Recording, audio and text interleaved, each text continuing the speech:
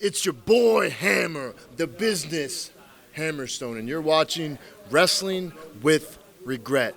But no soy boys allowed.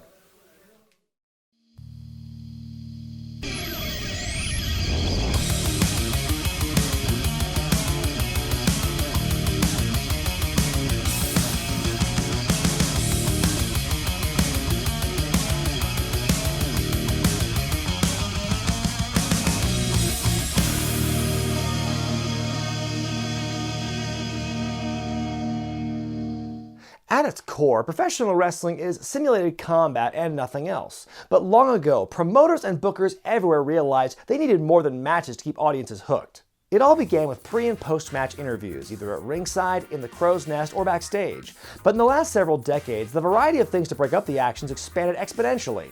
In WWE alone, weddings, trials, safari adventures, Oktoberfests, even an unforgettable birth have graced the screens of longtime viewers. But no segment type's been utilized more frequently than the talk show. Typically hosted by a wrestler or manager on a set or in a ring decorated as an extension of their gimmick or personality, the talk show provides bookers and writers an alternative method of progressing storylines or developing personalities outside of the usual match and interview format. WWE's utilized the formula to mixed success ever since the 1980s. Dozens of talk shows have come and gone over the years, but only a select few remain in the fans' memories. This week, I'm going to rank them, the top 8 best talk shows in WWE history.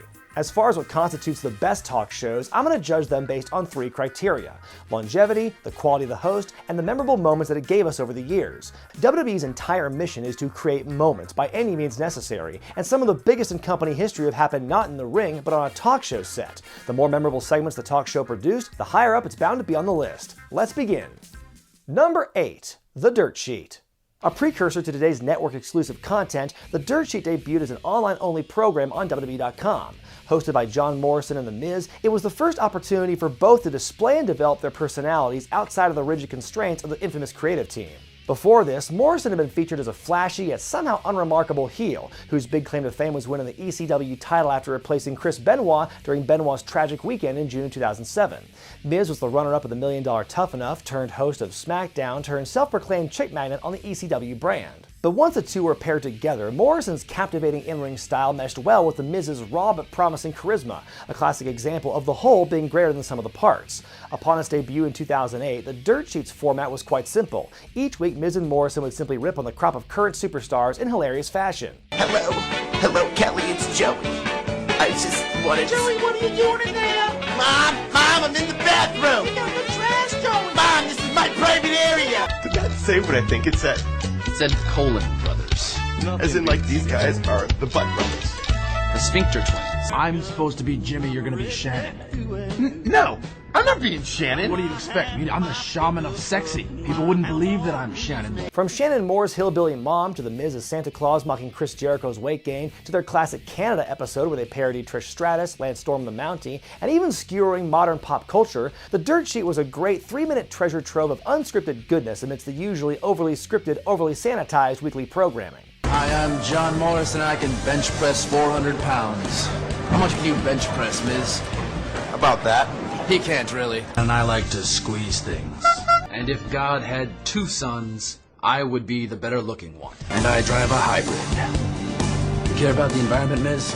Well, it's... I do. And I don't like Canada. Why?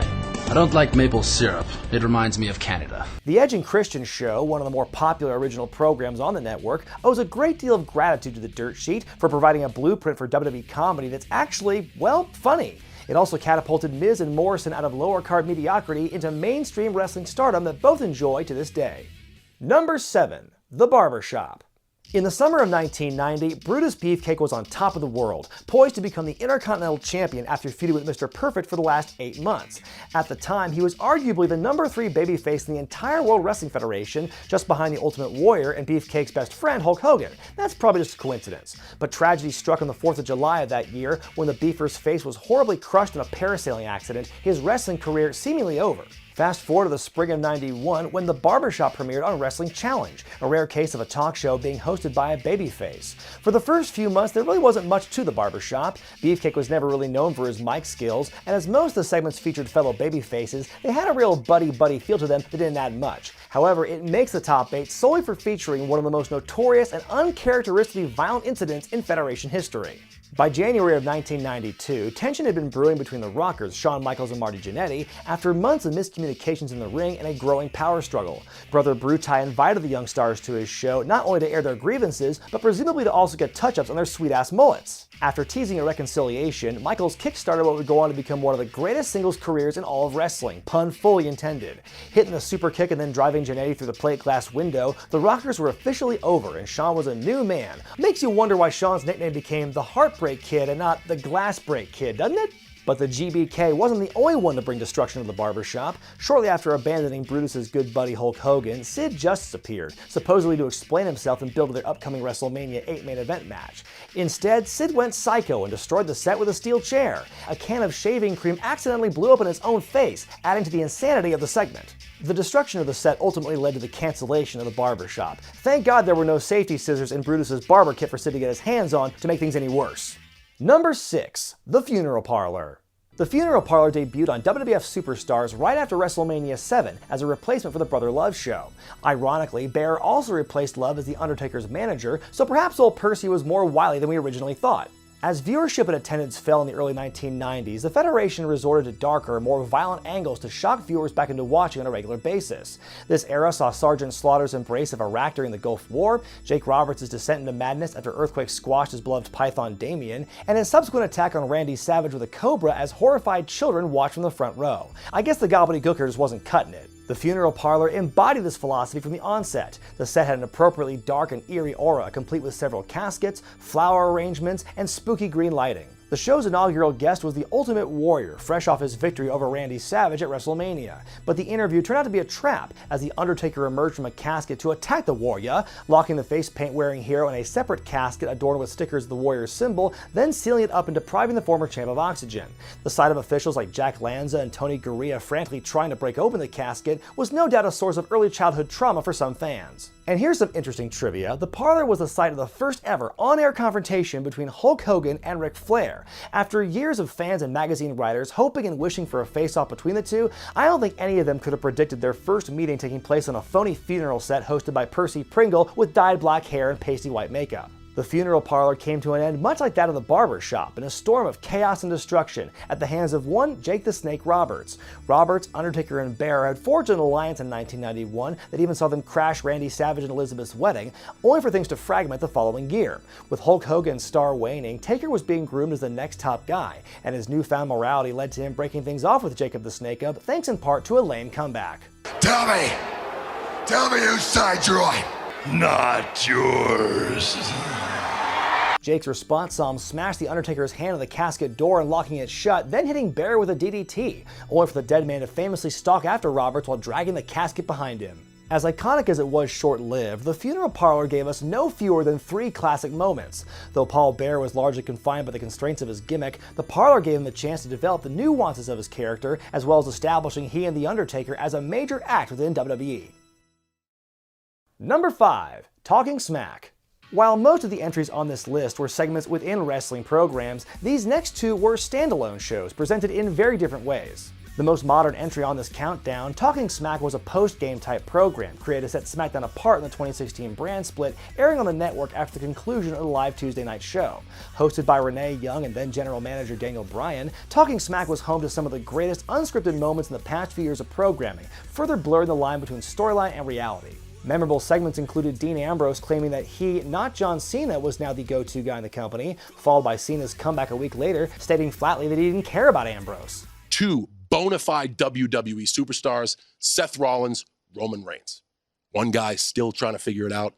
Dean Ambrose. But there's no doubt that the real star of Talking Smack was multiple-time guest The Miz. In what many consider to be his finest hour, the August 23, 2016 episode saw Daniel Bryan confront The Miz about wrestling like a coward, only for The Miz to explode at the Yes Man, pointing out that Daniel's in-ring style contributed to his early retirement, while The Miz's safe style allowed him to wrestle injury-free for more than a decade. It's easily the promo of Miz's career, and it firmly established him as a force to be reckoned with on the microphone. I'm the one here day in and day out in that wrestling ring beating people up. Thank you very much. Sadly, Talking Smack was unceremoniously canceled by WWE after being on the air for just under a year, leaving fans to wonder if Vince McMahon felt that the show wasn't a good use of the company's resources, or if it stood as an outright exposure of the writing team's failure to deliver compelling talking segments during the main shows that have the same sense of natural improvisation and genuine emotion that Talking Smack provided. I'm going to speculate that it's a little bit of both. Number 4. Tuesday Night Titans. Next on our countdowns, the only show that used the classic talk show format in the mold of Johnny Carson or David Letterman, Tuesday Night Titans, which ran from May of 1984 to September of 1986 on the USA Network. A mix of interview segments hosted by Vince McMahon with Lord Alfred Hayes in the Ed McMahon role, and arena matches that often featured the wrestlers being interviewed, TNT was a unique way to give fans a glimpse into what they're all about, both on the microphone and in the ring. Just like Hogan Snooker saying that the first thing they did was go after his art. He didn't even retaliate. That's what kind of an athlete and human being he is. You're a wonderful guy. But what really made TNT memorable was the insane, irreverent segments that made it a show like no other at the time. If you think Dick Flips and Orange Cassidy are killing the biz today, promoters and some fans were calling for Vince McMahon's head on a stick for featuring the first ever wrestling wedding, or when Captain Lou Albano took George Steele to a psychiatrist to cure him of his specialness with electroshock therapy, or such legendary character-breaking sketches as Fuji Vice and Fuji General. Angelica, Lieutenant was way out of line here. My partner and I are going to get the guy who offed your brother. Let's try our first informant, Matty the Mouse.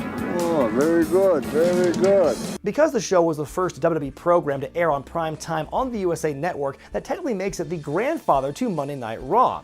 Largely forgotten in the grand scheme of the company's three-decade relationship with the network, TNT deserves to be remembered, for better or worse, as the first forum where Vince McMahon was able to really roll up his sleeves and unfurl his grand vision of sports entertainment for all the world to see. Number 3. The Brother Love Show. When Roddy Piper left the World Wrestling Federation after WrestleMania 3, it left a large hole in programming, particularly with his talk show Piper's Pit, a tough act to follow in and of itself. So tough the company went a full year without a viable replacement. But it's not for lack of trying. One segment that was meant to replace the Pit was Missy's Manor, hosted by Missy Hyatt, a show that was allegedly so god-awful it never made air. But trust me, we'll cover the worst talk shows sometime later. But something else happened shortly after Mania 3, Vince McMahon's purchase of Paul Bosch's Houston wrestling promotion, which included Bosch's #1 guy, Bruce Pritchard, as a member of the creative team. Though Pritchard, who grew up idolizing Roddy Piper, had served as both a ring announcer and a play-by-play man, he'd always longed for a more pivotal on-screen role in wrestling to sink his teeth into. Eventually, he created the character Brother Love, inspired by a plethora of TV preachers with questionable centers of morality and scandalized personal lives like Jimmy Swaggart and Jim and Tammy Faye Baker, though never identifying with any specific religion to avoid potentially offending any viewers. The book of love does not lie. After months of trying to sell the idea to Vince McMahon, the chairman ultimately caved, and the Brother Love Show was born.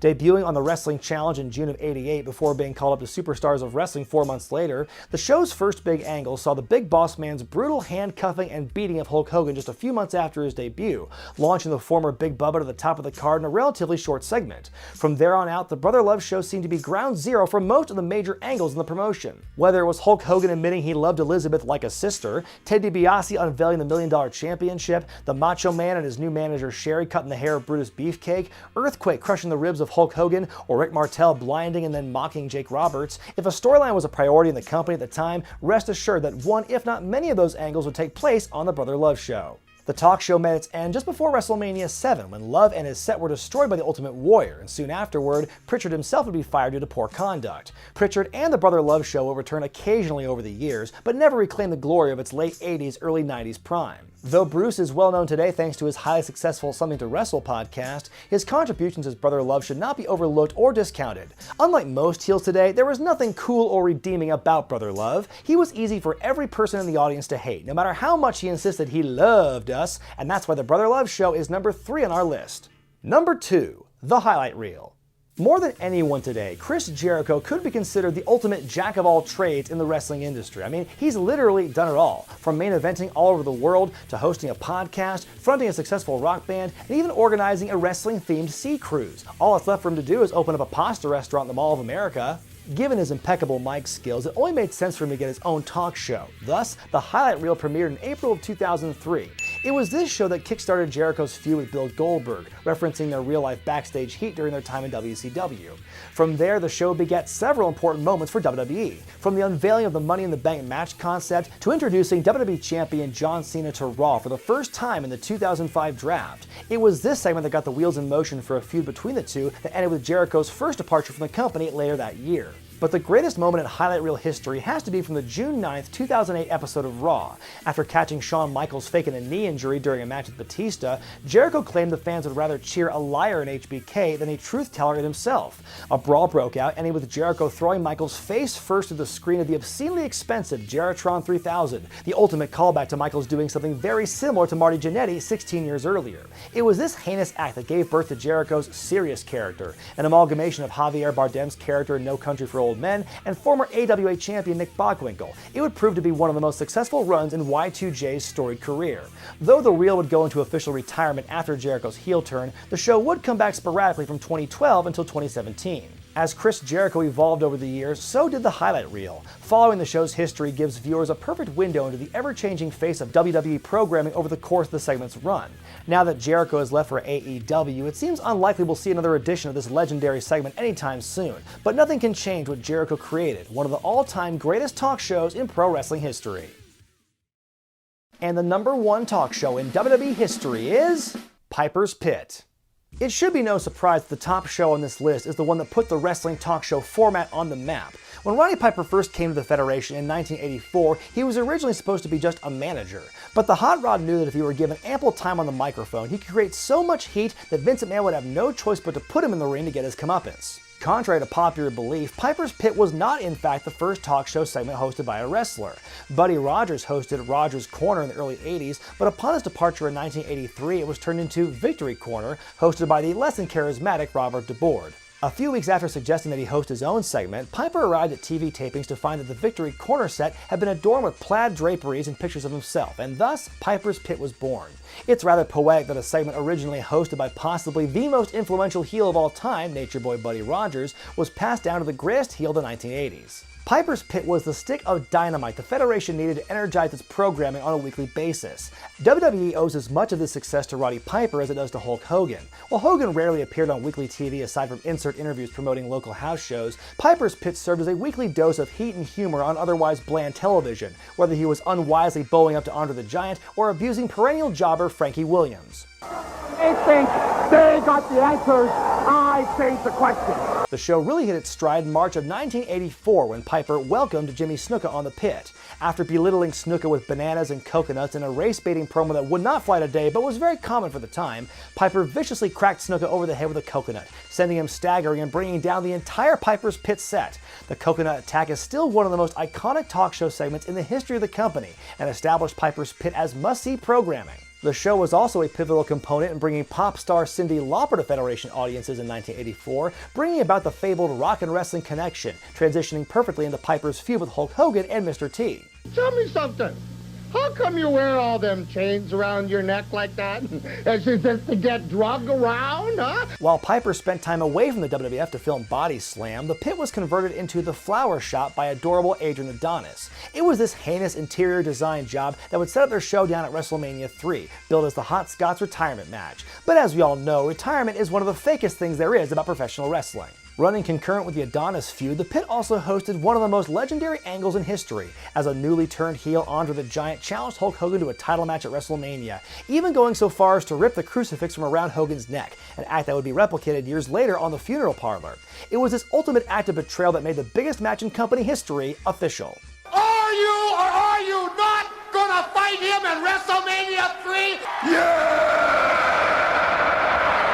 The segment lay dormant for 2 years following Piper's short-lived retirement, making a comeback at WrestleMania 5, when Piper confronted Brother Love about co-opting his format, then famously sprayed talk show host Morton Downey Jr. with a fire extinguisher for blowing cigarette smoke in his face. Downey did end up dying of lung cancer several years later, so maybe Piper was onto something? While never again appearing as a regular segment, Piper's Pit was brought back frequently over the years as Roddy Piper came and left the company. From the Golden Era to the Ruthless Aggression Era, and even the Modern Era, many superstars have graced Piper's famed plaid canvas, all the way until the final edition in December of 2014, when Rusev and Lana were the special guests. There's no need for you two to become a couple of communist Scrooges.